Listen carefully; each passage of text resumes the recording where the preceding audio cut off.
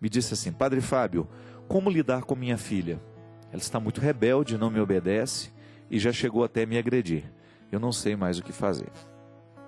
Engraçado, essa semana eu estava conversando com uma pessoa, também mãe, e ela estava falando do mesmo assunto. Ela estava dizendo que está vivendo um problema tão sério com o filho que o filho já chegou a agredir o pai. Imagina, um rapaz de 14 anos agrediu o pai em determinado momento de discussão. E eu fico, assim, às vezes muito intrigado com isso, minha gente, porque isso tem sido muito comum, né? A violência dos nossos jovens. As pessoas estão resolvendo os seus problemas emocionais através da agressividade. É interessante porque nós temos duas formas de viver o nosso afeto. Ou nós vivemos manifestando através do carinho, ou nós manifestamos através da agressão.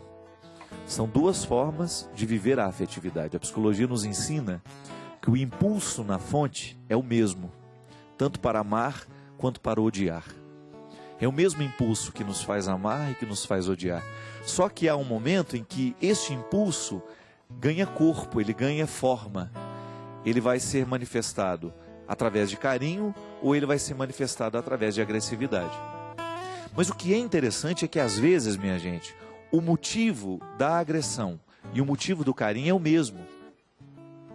Eu tenho ficado muito preocupado com a maneira como as nossas crianças estão sendo cuidadas. Por causa das mudanças que houveram no mundo e é até bom, a gente sabe que foi tudo muito bom, o que tem acontecido para as mulheres, as possibilidades de trabalho, as possibilidades de entrarem dentro do mercado e disputarem de igual para igual, eu acho que tem que ser assim mesmo. A mulher tem competências maravilhosas que não podem ser aprisionadas dentro de casa. Mas por outro lado, há uma competência da mulher que fica prejudicada no momento em que ela está fora do seu ambiente familiar, porque ela precisa trabalhar, que é justamente a competência de nos ajudar a viver com os nossos afetos. Eu sei que o homem é importante dentro do processo da construção da família, mas nós sabemos por experiência própria, isso ninguém precisou nos ensinar, a gente descobriu isso, que a mãe, ela tem uma presença muito forte dentro da nossa casa. E eu já cheguei à conclusão de que a mãe é que nos ajuda a equilibrar a fragilidade e a força. Essas duas pulsões que nós temos e que são naturais na nossa vida, da gente se sentir forte, da gente se sentir fraco. Agora, a partir do momento que a mulher, ela abdica dessa função, a partir do momento que ela já está num outro contexto, e a criança, muitas vezes, não tem a mãe por perto para ajudar a equilibrar esses sentimentos, ela começa a viver sozinha. Ela começa, muitas vezes, a viver através de uma babá que não tem muito comprometimento. Não adianta, né, minha gente? Por mais que a babá ame os seus filhos, por mais que ela tenha atenção com eles, não é a mãe. Ela está desenvolvendo uma função, ela está sendo uma guardiã. Mas a pessoa que verdadeiramente tem a primeira influência sobre nós é a mãe. O pai também, mas numa dimensão um pouco diferenciada. Porque a gente já acostumou a crescer com o pai trabalhando. Mas a gente não acostumou a ver a mãe trabalhar. Pode ser que essa geração mais nova tenha visto, mas eu não vi, você não viu. E essa geração que agora está se mostrando tão agressiva, ela já é um pouco fruto desta mudança antropológica que foi justamente a saída da mulher do seio familiar para o campo de trabalho. Volto a dizer, eu não estou dizendo que é errado, muito pelo contrário, eu acho que a mulher tem que ter o seu espaço e ela tem que buscar esta realização. Só que nós vamos ter consequências aí que nós não sabemos quais serão. Como é que estarão esses filhos que foram criados, cresceram sem a presença da mãe? Como é que nós vamos ter, como é que vai ser esse ser humano? Ele ainda não cresceu, ele ainda não deu o seu testemunho, porque isso é cedo, né?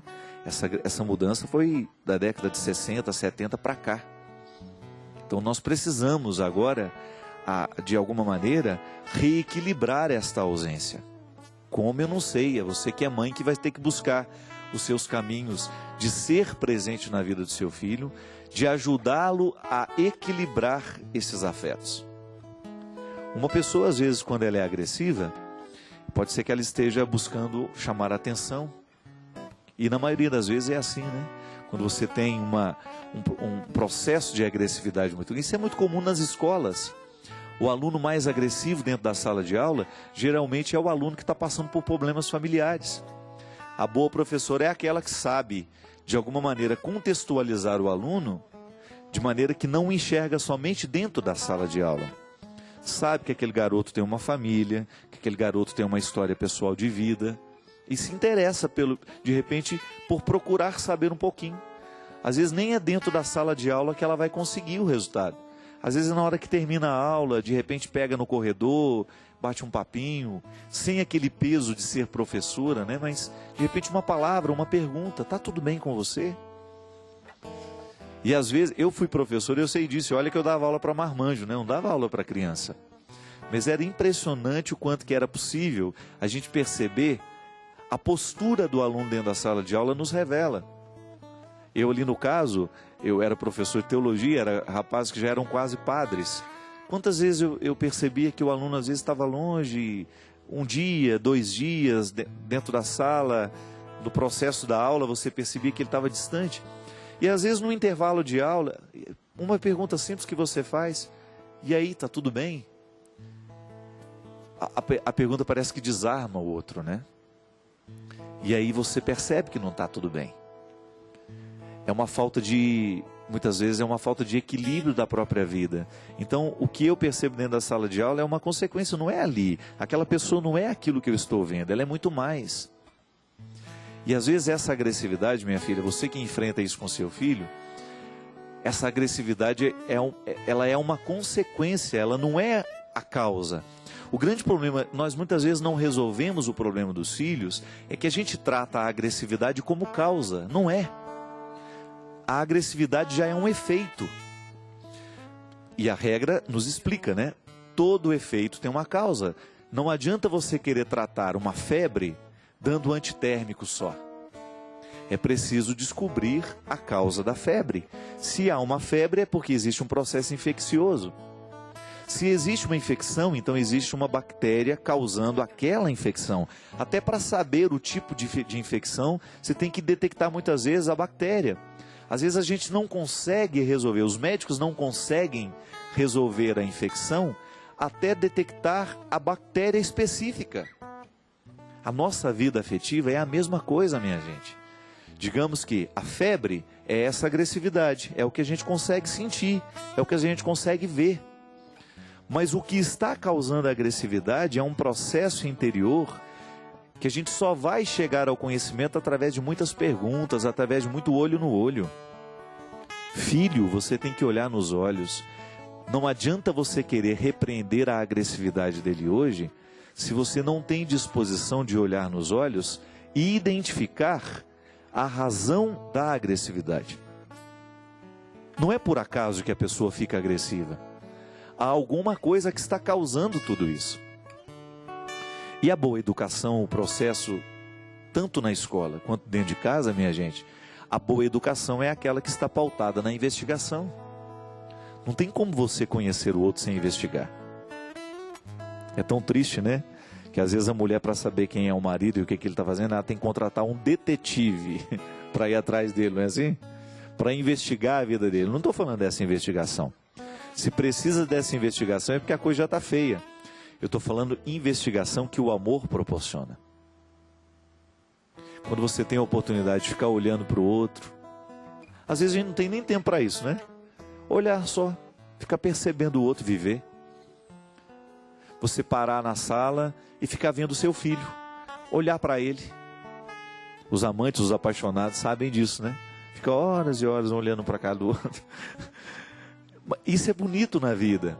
Quando você descobre que o amor, ele lhe proporciona a investigação saudável. Não é que você fica querendo virar o outro do avesso, não.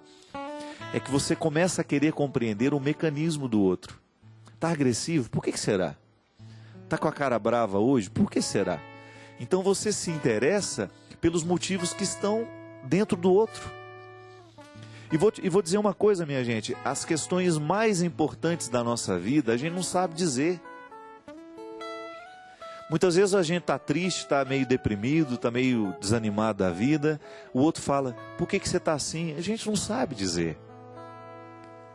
E é tão penoso às vezes dizer, dá tanto trabalho ter que dizer para o outro o que a gente está sentindo. É muito melhor quando você chora. Aí quando você chora, quando você joga para fora, não precisou de palavras.